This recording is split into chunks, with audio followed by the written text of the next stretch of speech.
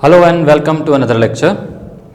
Last time हमने chapter number 6 complete किया था, तो आज मैं चैप्टर नंबर 6 जो है उसके न्यूमेरिकल एक्सप्लेन करने जा रहा हूँ। कुछ न्यूमेरिकल हैं, कुछ थ्योरेटिकल ऑब्जेक्टिव क्वेश्चंस हैं। तो पॉसिबल क्वेश्चंस चैप्टर नंबर 6 के जो बनते हैं उससे हम आज प्रैक्टिस करेंगे। तो चैप्टर 6 पे इस वजह से थोड़ा सा हम एम्फसाइज कर रहे हैं क्योंकि चैप्टर 6 के जो क्वेश्चंस हैं वो थोड़े से ट्रिकी होते हैं। कोई भी एक क्वेश्चन अगर आ जाए चैप्टर 6 से तो कम से कम आपको आपकी प्रैक्टिस होनी चाहिए कि चैप्टर 6 के जो न्यूमेरिकल्स हैं या जो भी पॉसिबल एमसीक्यूज हैं वो कैसे सॉल्व हों। तो चलो शुरुआत करते हैं कुछ क्वेश्चन से।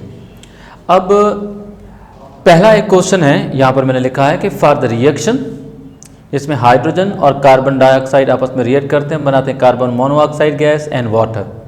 It's a reversible reaction. आप सब जानते हैं कि जितने भी रिएक्टेंट्स हैं और प्रोडक्ट हैं सबके सब गैसियस स्टेट में हैं। ठीक, आगे लिखा है कि if initial concentration of hydrogen and carbon dioxide is equal, यानी हाइड्रोजन की और कार्बन डाइऑक्साइड दोनों की कंसंट्रेशन इक्वल है और दोनों की जो कंसंट्रेशन है वो है 1 मोल पर डेसीमीटर क्यूब, यानी हाइड्रोजन भी इनिशियली 1 मोल था और कार्बन डाइऑक्साइड जो इसका भी जो अमाउंट है वो भी 1 मोल पर डीएम क्यूब था। कंसंट्रेशन इनिशियल रिएक्टेंट्स की दोनों की 1 है।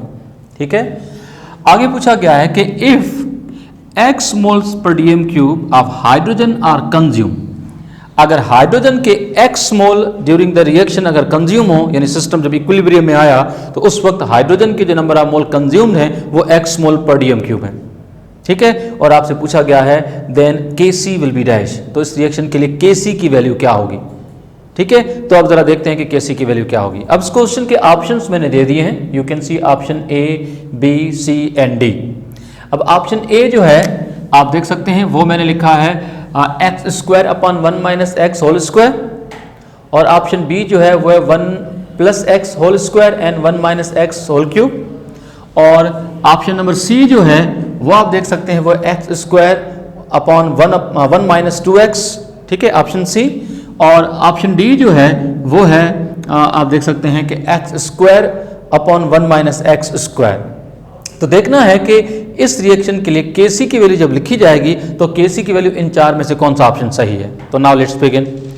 तो फर्स्ट कर लेते हैं कि ये जो रिएक्शन है इसको मैंने रिपीट कर लिया है टू एक्सप्लेन दिस क्वेश्चन, और आप देख सकते हैं कि हमने सबसे पहले इनिशियल कंसंट्रेशन जो है वो मैंने लिखी है यहाँ पर, जैसे क्वेश्चन में गिवन है हाइड्रोजन का 1 मोल पर डीएम क्यूब है और कार्बन डाइऑक्साइड ये भी 1 मोल पर डीएम क्यूब है। और इनिशियल कंसंट्रेशन, तो इनिशियल में दोनों प्रोडक्ट जो होंगे यानी कार्बन मोनोऑक्साइड और इवन वाटर, दोनों की कंसंट्रेशन इनिशियल में 0 है। ठीक है, और आप जानते हैं कि जब इक्विलिब्रियम स्टेट आ चुकी है तो आपसे क्वेश्चन में कहा गया है कि हाइड्रोजन जो है उसके x मोल कंज्यूम हो चुके हैं। तो अगर मैं कहूं कि concentration at equilibrium, concentration at equilibrium, तो हाइड्रोजन की जो इनिशियल कंसंट्रेशन है उसमें से माइनस करेंगे x मोल पर डीएम क्यूब। क्यों? क्योंकि x अमाउंट जो हाइड्रोजन की कंज्यूम हो चुकी है, तो इनिशियल में से इक्विलिब्रियम पे जो कंसंट्रेशन कंज्यूम हुई है माइनस करेंगे तो पता चलेगा कि हाइड्रोजन कितना पड़ा है। तो हाइड्रोजन की अमाउंट अगर 1 माइनस एक्स है तो फिर कार्बन डाइऑक्साइड जो इसका भी एज पर इक्वेशन 1 मोल ही है तो इसकी अमाउंट भी 1 माइनस एक्स ही होगी। ठीक है, तो फिर अगर ये दोनों 1 माइनस एक्स और 1 माइनस एक्स हैं तो फिर आप जानते हैं कि दोनों प्रोडक्ट जो होंगे इसकी क्वांटिटी क्या होगी, इनकी क्वांटिटी अगर एक की x है तो दूसरे की भी x होगी।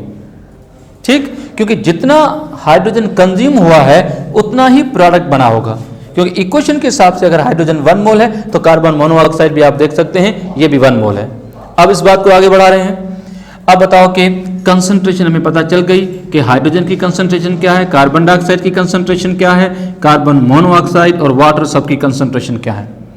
अब सिंपली हम क्या करेंगे, Kc का फॉर्मूला आप जानते हैं, now that is equal to the product concentration divided by the reactant concentration.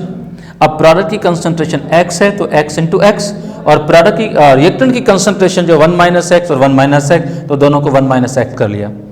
तो आप देखेंगे x into x now that is equal to x square, और 1 minus x now that is 1 minus x whole square. तो given options आपके सामने हैं तो इसमें करेक्ट ऑप्शन आप देख सकते हैं वो कौन सा है, a which is equal to x square upon 1 minus x whole square. तो this is the formula that represent the Kc। तो आई थिंक ये Kc कैसे रिप्रेजेंट की गई है ये पॉइंट क्लियर होनी चाहिए। ठीक है, एक और क्वेश्चन की तरफ आते हैं। अब क्वेश्चन नंबर 2 यहां पर है कि which of the following reaction, for which of the following reaction Kp is greater than Kc, इनमें से कौन सा रिएक्शन है जिसके Kp की जो वैल्यू है वो ग्रेटर है और Kc की वैल्यू कम है। आपको याद होगा कि हमने जो अपना लॉ ऑफ मास सेक्शन है उसमें हमने डिस्कस किया हुआ है कि जब Kp की वैल्यू ग्रेटर होती है Kc से, तो ये वो रिएक्शंस होते हैं which proceed with the increase in volume. जब रिएक्टेंट का वॉल्यूम कम और प्रोडक्ट का वॉल्यूम ज्यादा हो तो ऐसे रिएक्शन के लिए Kp की वैल्यू ग्रेटर होती है। तो अब गिवन ऑप्शंस जो हैं उसमें एक इक्वेशन है जिसमें अमोनिया जो है वो बनने जा रही है from the nitrogen and hydrogen gases. तो आप देख सकते हैं कि टोटल वॉल्यूम जो रिएक्टेंट का है वो 4 है और प्रोडक्ट का है वो 2 है। As you know 1 mole of nitrogen and 3 moles of hydrogen while the formation of 2 moles of ammonia. Ammonia का वॉल्यूम कम है, रिएक्टेंट जो है नाइट्रोजन और हाइड्रोजन उसका वॉल्यूम ज्यादा है। तो ऑप्शन ए जो है वो सही नहीं है क्योंकि this reaction proceed with the decrease in volume. Option B में आप देखें कि PCl5 when decomposes it give PCl3 and Cl2, everything is in the gaseous state। तो इस केस में प्रोडक्ट के मोल ज्यादा है, रिएक्टेंट के मोल कम है। तो option B appears to be correct. Now why? Because option B जो है इसमें रिएक्टेंट का वॉल्यूम कम है और प्रोडक्ट का वॉल्यूम ज्यादा है। तो इस केस में बी तो अब तक सही आ रहा है। बाकी ऑप्शन भी चेक कर लेते हैं, जैसे कि SO2 react with oxygen forming SO3, ये ऑप्शन भी सही नहीं है क्योंकि रिएक्टेंट का वॉल्यूम ज्यादा है और प्रोडक्ट का वॉल्यूम कम है। 2 मोल्स SO2 है, 1 मोल ऑक्सीजन है। टोटल मोल जो रिएक्टेंट्स के हैं वो 3 हैं और प्रोडक्ट के जो टोटल मोल्स हैं वो सिर्फ कितने हैं, वो 2 हैं। जबकि लास्ट ऑप्शन जो है इसमें भी आप देखें कि hydrogen iodide is decomposing into the hydrogen gas and iodine gas. तो रिएक्टेंट के भी 2 मोल्स हैं, प्रोडक्ट के भी टोटल मिला के 2 मोल्स हैं। सो लास्ट इक्वेशन तो बिल्कुल भी नहीं है क्योंकि that reaction proceed with no volume change. तो इस केस में जो करेक्ट ऑप्शन आ रहा है वो है B. Now why B? Because reaction proceed with the increase in volume. Reactant का वॉल्यूम कम और प्रोडक्ट का वॉल्यूम क्या है, ज्यादा है। चलते हैं एक और क्वेश्चन की तरफ, क्वेश्चन नंबर 3। ठीक है, अब क्वेश्चन नंबर 3 को आप देखें। अब इस क्वेश्चन में लिखा है कि फॉर अ रिएक्शन, कोई भी एक रिएक्शन है, suppose to be that reaction is A that is being converted into 2b। A convert हो रहा है किसमें, 2b में।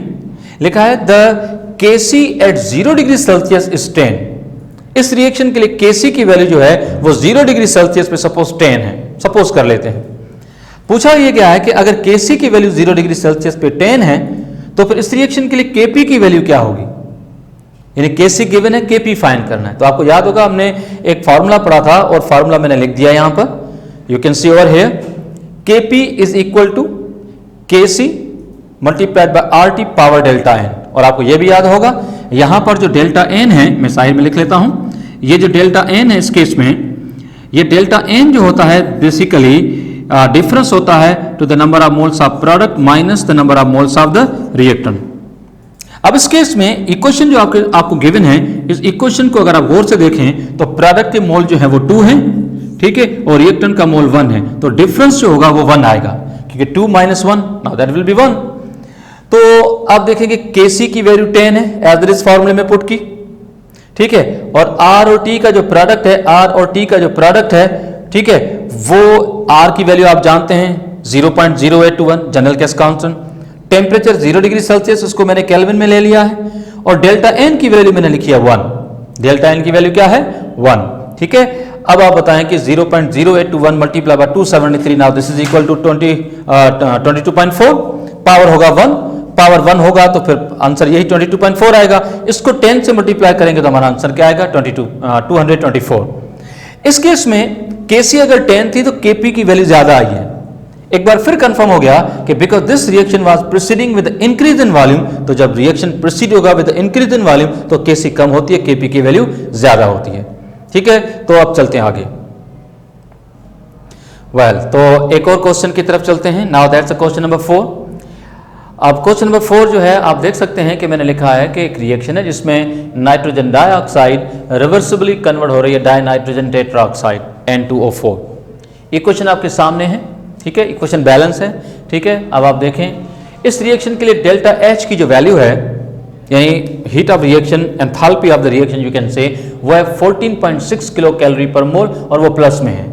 प्लस में है मतलब रिएक्शन एंडोथर्मिक है। एंडोथर्मिक है मतलब जब रिएक्टेंट प्रोडक्ट में कन्वर्ट होते हैं तो हीट क्या होती है, एब्जॉर्ब होती है। हीट क्या होती है, एब्जॉर्ब होती है, ठीक है, एंडोथर्मिक है। अच्छा, लिखा है कि the decrease in the temperature would, अगर इस रिएक्शन का टेम्परेचर अगर हम डिक्रीज करें तो क्या होगा। अब रिएक्शन एक्सोथर्मिक है और हम टेम्परेचर डिक्रीज कर रहे हैं। आपको याद होगा कि ली चैटलियर प्रिंसिपल में हमने पढ़ा था कि एक्सोथर्मिक रिएक्शन के लिए टेम्परेचर डिक्रीज करोगे तो फिर रिएक्शन फॉरवर्ड डायरेक्शन में शिफ्ट होगा, मतलब रिएक्टेंट ज्यादा से ज्यादा कंज्यूम होंगे और वो कन्वर्ट हो जाएंगे किसमें, प्रोडक्ट में। तो चलो देखते हैं कि इस केस में क्या ऑप्शन सही होगा। तो आप देखेंगे इस क्वेश्चन का पहला ऑप्शन है favour the decomposition of N2O4, यानी अगर हम टेम्परेचर को अगर हम ड्रॉप करें तो N2O4 जो इसकी डिकम्पोजिशन बढ़ेगी, this will favour the decomposition of N2O4। नहीं, क्यों? क्योंकि अगर N2O4 ज्यादा से ज्यादा डिकम्पोज होगा तो ज्यादा से ज्यादा रिएक्टेंट में कन्वर्ट होगा। ये बात सही नहीं है, यानी N2O4 का डिकम्पोज होना इनडायरेक्टली इसका मतलब हुआ कि रिएक्शन का बैकवर्ड डायरेक्शन में जाना। रिएक्शन बैकवर्ड डायरेक्शन में नहीं जाएगा, ठीक है, फॉरवर्ड में जाएगा। तो ऑप्शन ए तो सही नहीं है, गलत। बी ऑप्शन पे आते हैं। अब बी ऑप्शन में आप देखें लिखा है favours the formation of N2O4, favours the formation of N2O4, मतलब अगर एक्सोथर्मिक रिएक्शन है, टेम्परेचर ड्रॉप कर रहे हैं तो फिर क्योंकि मैंने कहा कि डायरेक्शन फॉरवर्ड होगा तो N2O4 जो है इसकी फॉर्मेशन जो होगी वो फेवर में रहेगी, और ये बिल्कुल सही है। अब तक जो करेक्ट ऑप्शन आ रहा है वो कौन सा आ रहा है, favour the formation of N2O4। N2O4 का जो बनना है उसका अगर फेवर हो रहा है तो इसका मतलब है कि डायरेक्शन ज्यादातर क्या रहेगा, फॉरवर्ड रहेगा, ठीक है। चलते हैं आगे एक और पॉइंट की तरफ कि reaction will shift in the forward direction, reaction will shift in the forward direction. अच्छा, आप देखें कि रिएक्शन जो होगा वो फॉरवर्ड डायरेक्शन में भी जाएगा। एक्सोथर्मिक रिएक्शन जो है इसमें शिफ्ट होगा in the forward direction. N2O4 का बनना, इसका इनडायरेक्ट मतलब क्या है, इसका इनडायरेक्ट मतलब है कि रिएक्शन शिफ्ट होगा किस डायरेक्शन में, फॉरवर्ड में। तो ऑप्शन बी भी सही आ रहा है और ऑप्शन जो है वो सी भी सही आ रहा है। अब ऑप्शन डी को चेक कर लेते हैं। लिखा है कि no effect on the direction, इस केस में कोई भी इफेक्ट नहीं होगा डायरेक्शन में। पर आप जानते हैं एक्सोथर्मिक रिएक्शन हो चाहे एंडोथर्मिक रिएक्शन हो, टेम्परेचर चेंज करेंगे तो डायरेक्शन में तो चेंज आएगा। तो ऑप्शन जो डी है वो करेक्ट नहीं है। अब क्योंकि इस क्वेश्चन में जो गिवन ऑप्शन है उसमें बी भी सही है और सी भी सही है, तो हम इसके लिए एक और ऑप्शन बना लेते हैं, सपोज टू बी ई। तो हम इसमें लिख लेते हैं क्या, both B and C, both B and C, क्योंकि इसमें बी जो फॉर्मेशन ऑफ N2O4 है, मतलब रिएक्शन का फॉरवर्ड आना, और यहां पर मैंने भी लिखा है कि reaction will shift in the forward direction. तो आई होप कि आप इस पॉइंट को समझ गए होंगे कि why option B and C both are correct, ठीक है। नेक्स्ट, अच्छा, यही क्वेश्चन अगर एक्सोथर्मिक होता तो मामला इसके उलट हो जाता, रिएक्शन फॉरवर्ड के बजाय कहां जाता, बैकवर्ड जाता, ठीक है। अब एक और क्वेश्चन की तरफ आते हैं, that is the question number 5। Question number 5, अब क्वेश्चन नंबर 5 लिखा है कि use of catalyst in a reversible reaction, use of catalyst in the reversible reaction, यानी किसी भी रिवर्सिबल रिएक्शन में अगर हम कैटलिस्ट यूज कर रहे हैं तो उसका मतलब क्या है, ठीक है। इसका मतलब क्या है, ऑप्शन ए, ऑप्शन गिवन है, option A change the equilibrium constant. क्या कैटलिस्ट जो होता है वो इक्विलिब्रियम कांस्टेंट यानी केसी को चेंज करता है? नहीं, केसी तो सिर्फ जो है वो एक तो टेम्परेचर पे डिपेंड करती है और दूसरा कंसंट्रेशन पे डिपेंड करती है, वो कंसंट्रेशन जो कि इक्विलिब्रियम स्टेट पे है, ना कि इनिशियल कंसंट्रेशन। बी ऑप्शन है increase the rate of forward reaction. पर आप जानते हैं कैटलिस्ट सिर्फ फॉरवर्ड रिएक्शन के रेट को इंक्रीज नहीं करता, बैकवर्ड को भी इक्वली इंक्रीज करता है। तो चलो देखते हैं एक और ऑप्शन क्या है, decrease the rate of reverse reaction. क्या ये रेट ऑफ रिवर्स रिएक्शन को डिक्रीज करता है? नहीं, ठीक है। तो ऑप्शन ए भी गलत है, बी भी गलत है और सी भी गलत है।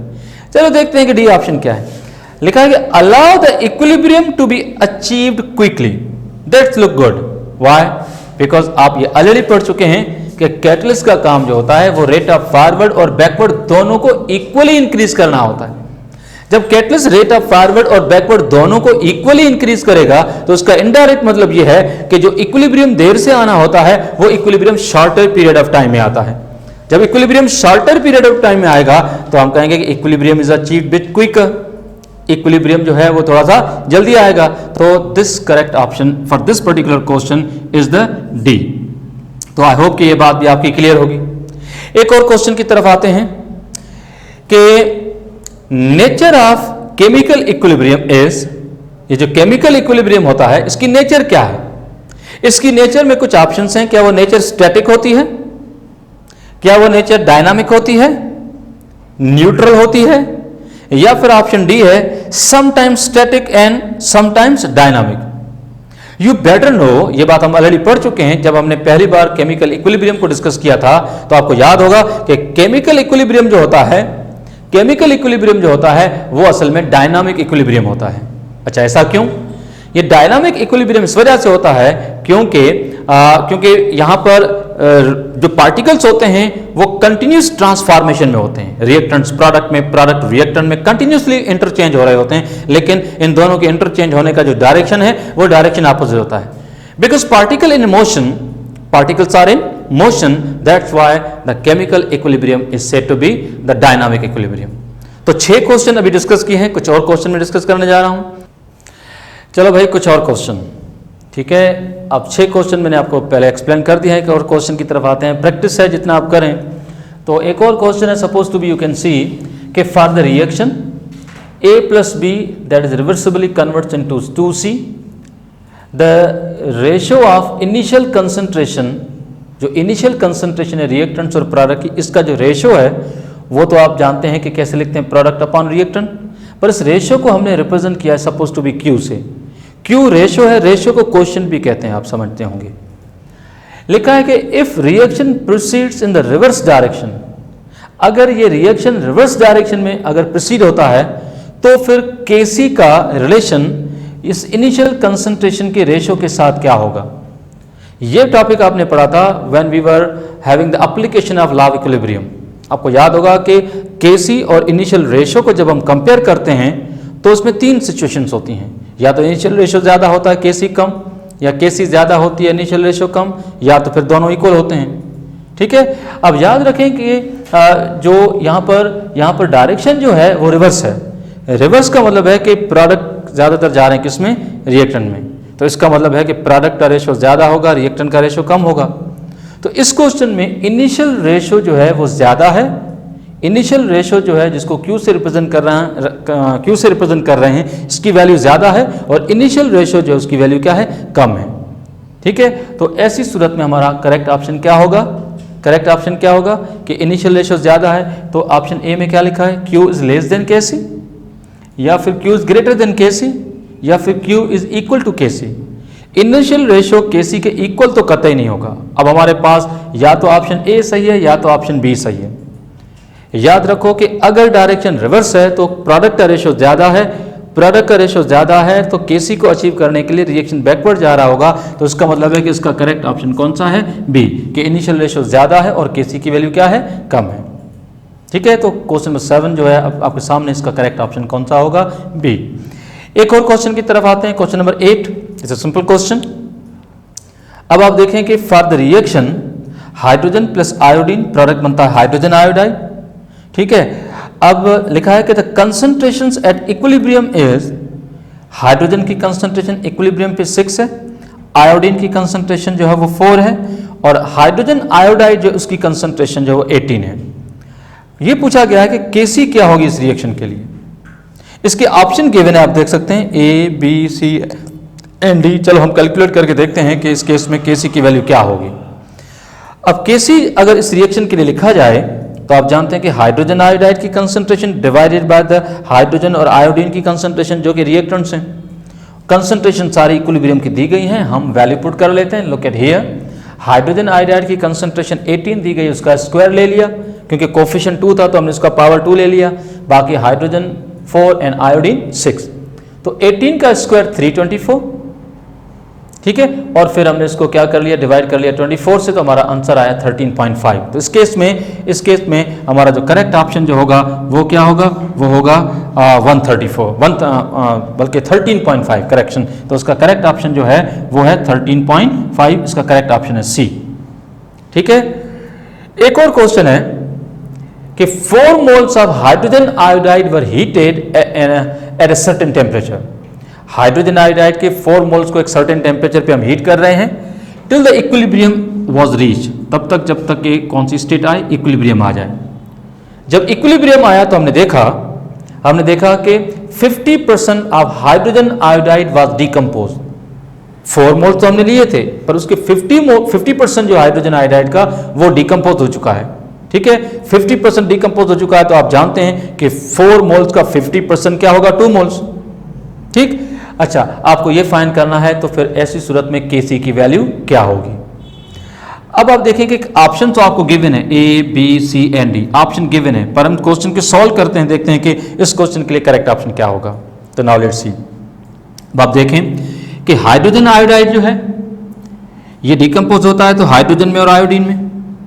क्वेश्चन जो आपको गिवन है इसमें इनिशियल कंसंट्रेशन सिर्फ हाइड्रोजन आयोडाइड की गिवन है, जो कि 4 मोल्स हैं या 4 मोल्स पर डीएम क्यूब, जो भी आप कहें। हाइड्रोजन जो है इसकी इनिशियल कंसंट्रेशन 0, आयोडीन की इनिशियल कंसंट्रेशन जो है ये भी 0। पर जब इक्विलिब्रियम आया तो हाइड्रोजन आयोडाइड का जो 4 मोल्स हैं इसके 50% डिकम्पोज हो गए, तो बाकी बचे 2। अब जो 2 मोल्स जो कंज्यूम हुए वो क्या होंगे, वो प्रोडक्ट में कन्वर्ट हो गए होंगे। पर जो 2 मोल्स जो प्रोडक्ट बना होगा उसमें 1 मोल हाइड्रोजन बनी होगी और 1 मोल आयोडीन बनी होगी, क्योंकि टोटल मोल ही 4 हमने स्टार्ट किया ही 4 मोल से है, तो 2 मोल्स प्रोडक्ट बना हुआ है, 2 मोल्स रिएक्टेंट बचा हुआ है, जो कि 50% बचा हुआ है हाइड्रोजन आयोडाइड, क्योंकि 50% कंज्यूम हो गया। तो हम लोग क्या कर लेते हैं कि ये जो कंसंट्रेशन हैं इक्विलिब्रियम की 2, 1 एंड 1, इसको पुट करते हैं फार्मूला में। Now you can see Kc is equal to hydrogen iodide की कंसंट्रेशन जो हमने लिए 1 एंड 1, और हाइड्रोजन आयोडाइड जो है उसकी कंसंट्रेशन जो है इक्विलिब्रियम पे वो 2 है, और 2 का हमने कर लिया स्क्वायर क्योंकि कोफिशिएंट 2 था। तो 1 into 1 विल बी 1 एंड 2 का स्क्वायर होगा 4, तो 1/4, नाउ दैट विल बी 0.25। तो इस केस में हमारा करेक्ट ऑप्शन है ए, और इसका करेक्ट ऑप्शन ए है, दैट मींस कि 0.25। तो Kc की वैल्यू 0.25 होगी। ठीक है, चलते हैं एक और क्वेश्चन की तरफ।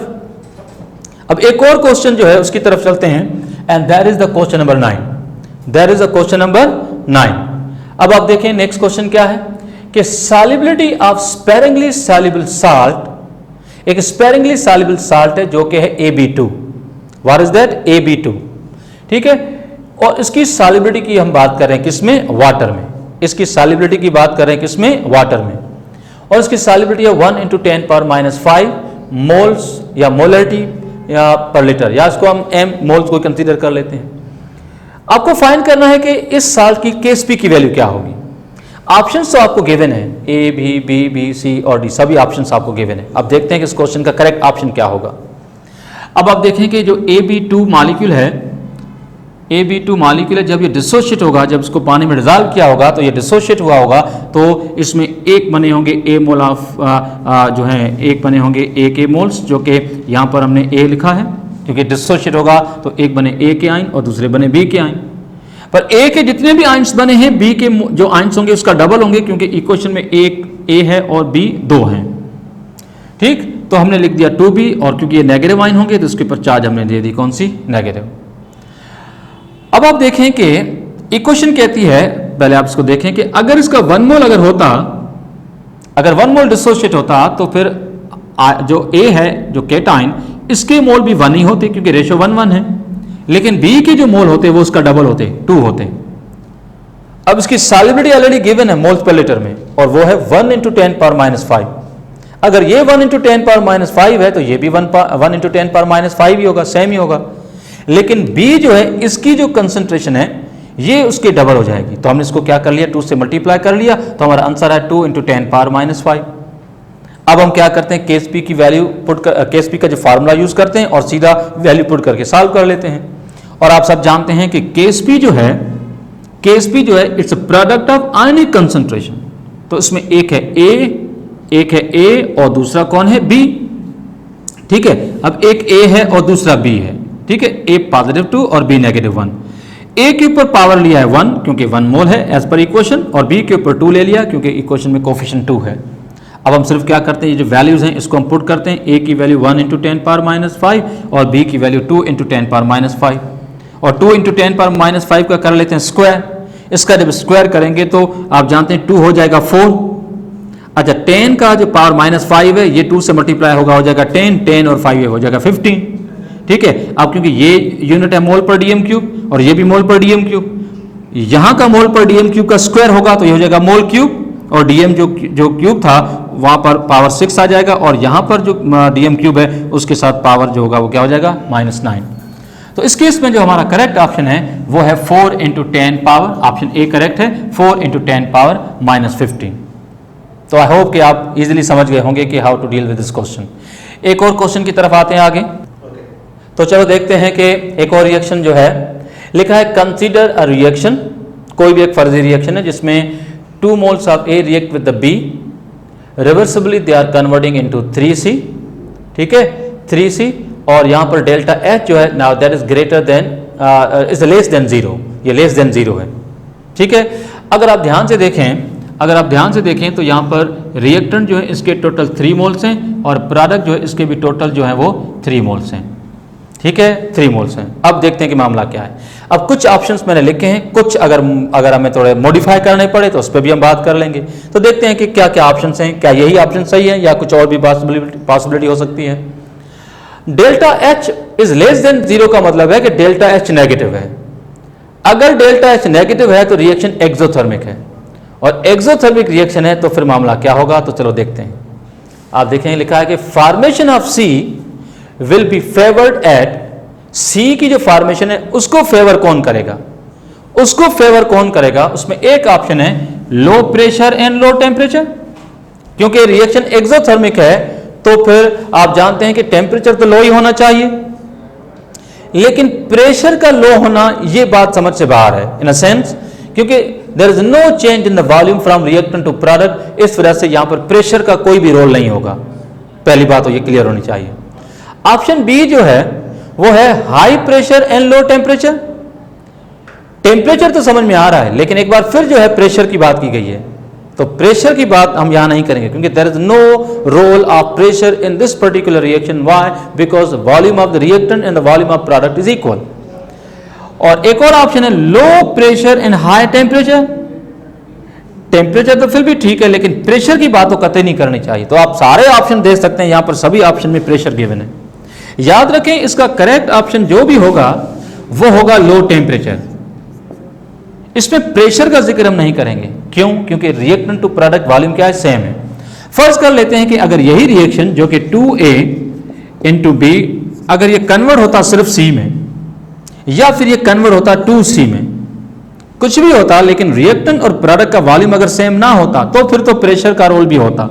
फॉर एग्जाम्पल अगर आप देखें ये जो इक्वेशन मैंने बनाई है, अगर इसको देखें तो रिएक्टेंट के 3 मोल्स हैं और प्रोडक्ट के सिर्फ 2 मोल्स हैं। Reaction proceed with decrease in volume है, तो ऐसी सूरत में हम शायद लिखते कि भाई हाई प्रेशर, ठीक है। और अगर ये डेल्टा H अगर लेस देन 0 होती, यानी डेल्टा H नेगेटिव होती, तो फिर हम लिखते लो टेम्परेचर। तो इस क्वेश्चन के लिए करेक्ट ऑप्शन ये होता कि high temperature and high pressure and low temperature. लेकिन अगर रिएक्शन थोड़ा सा और होता, फॉर एग्जांपल मैं एक और पॉइंट आखिरी में जा रहा हूं, देखें अगर मैं कहता कि भाई जो A जो है वो सपोज कन्वर्ट हो रहा है 2B में, तो ऐसी सूरत में प्रेशर हाई के बजाय हम क्या लिखते, लो प्रेशर। अच्छा, अगर मैं कहता कि डेल्टा H है वो ग्रेटर देन 0 है, ग्रेटर देन 0 का मतलब है कि डेल्टा H पॉजिटिव है तो एंडोथर्मिक है, तो ऐसी सूरत में हम लिखते कि टेम्परेचर जो होगा वो क्या होगा, वो लो होगा। एक्सोथर्मिक है, डेल्टा H पॉजिटिव है, एक्सोथर्मिक है। करेक्शन बताओ, डेल्टा H अगर ग्रेटर देन 0 होती है तो एक्सोथर्मिक होता है या endothermic? It will be the endothermic. तो ऐसी सूरत में लो टेम्परेचर के बजाय हम यहां पर क्या लिखते, हाई टेम्परेचर। तो question to question, equation to equation conditions vary करती हैं, तो फिर जो ऑप्शंस होंगे उसमें से कौन सा एप्रोप्रिएट ऑप्शन है वो आपको देखना है। So that's it for now, thank you.